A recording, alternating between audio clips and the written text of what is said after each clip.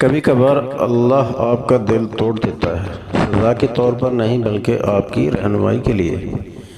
کیونکہ بعض اوقات ہم بری چیزوں سے محبت کرنے لگتے ہیں اور وہ چیزیں ہمیں آگے مسلسل تکلیف دینے والی ہوتی ہیں۔ اصل میں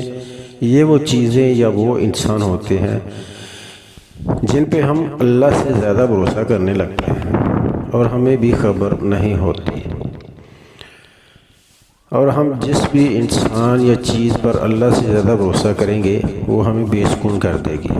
اور وہ ہم سے ہمارا سکون چھین لے گی۔ کسی بھی چیز سے یا پھر انسان سے محبت ضرورت کے لیے نہیں کی جاتی، اسی لیے اللہ ہمارے دلوں کو توڑ دیتا ہے انہیں زیادہ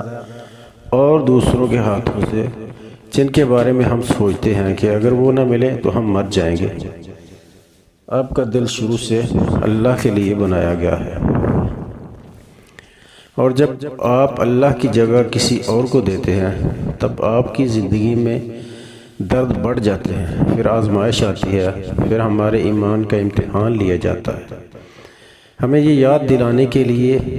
اللہ کے علاوہ ہم کسی کے بھی بغیر زندہ رہ سکتے ہیں۔ ہم جن چیزوں اور جن انسانوں کو اپنا خدا بنا لیتے ہیں، اللہ ہمیں ہمارے انہی خداؤں سے چوٹ لگاتا ہے، جیسے قرآن کہتا ہے، سن لو اللہ کی یاد ہی میں دلوں کا چین ہے۔